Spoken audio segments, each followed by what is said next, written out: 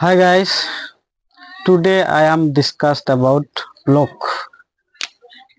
আজি ব্লকৰ বিষয়ে জানিম আৰু এই ব্লকটোত কি শাখা আছে এটা ব্লকৰ অন্তৰ্গত কি শাখা থাকে এই শাখাটোৰ বিষয়ে আজি আমি ষ্টাডি কৰিম। আশা কৰো এই ভিডিওটো আপোনালোকৰ বহুতেই ইম্পৰ্টেন্ট, কিয় আমি বহুত সময়ত এনেকুৱা হয় যে কোৰ কাম কোনটো অফিসত গলে আমাৰ কামটো সমাধান হ'ব, এই বস্তুটো কিন্তু আমাৰ জনা অত্যন্ত প্ৰয়োজন। বহুতে নাজানে এই কথাবিলাক। গতিকে ব্লক কি? ব্লক হৈছে আপোনাৰ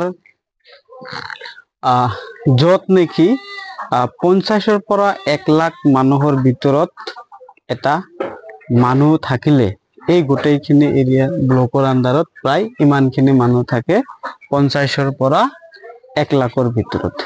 সেইটো আপোনাৰ নিৰ্ধাৰিত হয় যে কত কিমান মানুহ, সেই মানুহৰ ওপৰত নিৰ্ধাৰণ কৰি ব্লক গঠিত হয় আৰু প্ৰায় 10ৰ পৰা 20টা গাঁও ইয়াৰ ভিতৰত অন্তৰ্ভুক্ত থাকে ব্লকখন।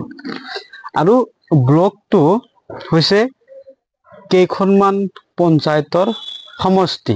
যেনেকুৱা আমি কালি আলোচনা কৰিছিলো পঞ্চায়ত লৈ, যে পঞ্চায়ত কি হয়নে, যে এটা পঞ্চায়তৰ ঠিক তেনেধৰণৰ প্ৰায় 10টা 15টা 20টা মান পঞ্চায়ত লগ লাগি এখন ব্লক গঠিত হয়।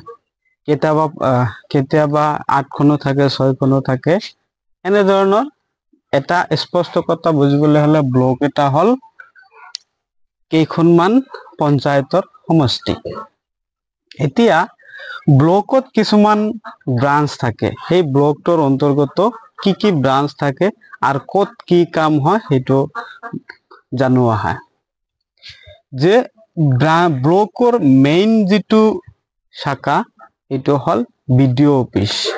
Okay, BDO the main branch of block. BDO অফিসটো হল আমাৰ ব্লকৰ মেইন শাখা। আৰু ইয়াত কি হয় যে সকলোবিলাক চৰকাৰী আঁচনি পঞ্চায়তৰ কাম কাজ বিলাক এই আমাৰ বিডিও অৰ্থাৎ ব্লক ডেভেলপমেন্ট অফিচাৰে এই কাম বিলাক পৰ্যবেক্ষণ কৰে। পঞ্চায়ত ইয়াৰ ভিতৰত অন্তৰ্ভুক্ত। তাৰপিছত নেক্সট 2 নম্বৰত পঞ্চায়ত ব্ৰাঞ্চ। এই যে পঞ্চায়তত যেতিয়া ইলেকশন হয় তেতিয়া সেই পঞ্চায়তৰ পৰা এজন কি হয় সভাপতি হয় বা এপি মেম্বাৰ হয়। এই পঞ্চায়ত ব্ৰাঞ্চত গাঁও পঞ্চায়তৰ কাম কাজ পৰ্যবেক্ষণ কৰা। এই পঞ্চায়তৰ যিটো শাখা থাকিব এই শাখাসমূহত যিসকলে বহিব, গাঁও অঞ্চলৰ পৰা যিসকলক প্ৰতিনিধি বনাই তেওঁলোকক পঠাই দিব, বা সেই তাতে পঞ্চায়ত ব্ৰাঞ্চত যিবিলাক মানুহ থাকিব সেই মানুহবিলাক কি কৰিব, পঞ্চায়তৰ বিভিন্ন ধৰণৰ কাম কাজ তেওঁলোকে পৰ্যবেক্ষণ কৰিব। আৰু কিছুমান পঞ্চায়তৰ কাৰণে নীতি নিয়ম আদেশ তেওঁলোকে দিব আৰু এই সকলোবোৰ অনুমোদন প্ৰদান কৰাৰ কাম হৈছে পঞ্চায়ত ব্ৰাঞ্চৰ। তাৰপিছত 3 নম্বৰত আহিব আমাৰ এগ্ৰিকালচাৰ ব্ৰাঞ্চ। এগ্ৰিকালচাৰ ব্ৰাঞ্চ অৰ্থাৎ কৃষি শাখা। ইয়াত কি হ'ব, কৃষকসকলৰ উন্নয়নৰ কাৰণে আপোনাৰ সাৰ পানী, বীজ, কৃষকৰ সামগ্ৰীসমূহ যোগান ধৰা, এই সকলোবিলাক উন্নয়নমূলক কাম এইটো অকল কৰিব কোনে, এগ্ৰিকালচাৰ ব্ৰাঞ্চে এইবিলাক কৰিব। তাৰপিছত 4 নম্বৰত ৰুৰেল ডেভেলপমেন্ট ব্ৰাঞ্চ অৰ্থাৎ গ্ৰাম উন্নয়ন শাখা। এই গ্ৰাম উন্নয়ন শাখাত কি হ'ব, যে আপোনাৰ অঞ্চলত যিবিলাক আপোনাৰ যেনেকুৱা ধৰা আমাৰ ইয়াত কি আছে, প্ৰধানমন্ত্ৰী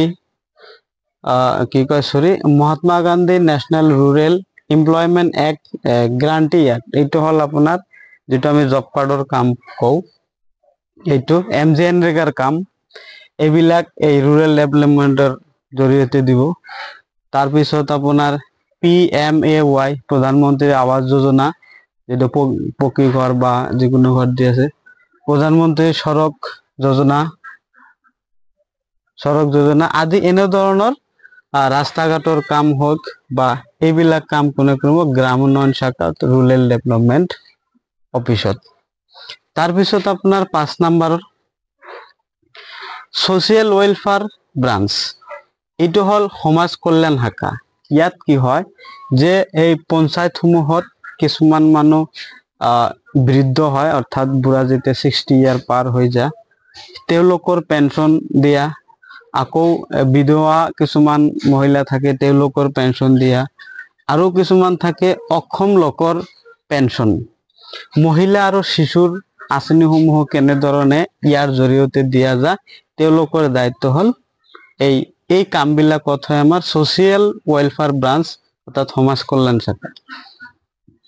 তাৰপিছত এডুকেশ্যন ব্ৰাঞ্চ, যে এটা ব্লকৰ আণ্ডাৰত যিমানখিনি স্কুল থাকে এই গোটেইবিলাক স্কুলৰ দায়িত্ব এডুকেশ্যন ব্ৰাঞ্চৰ মানুহবিলাকে চম্ভালিব।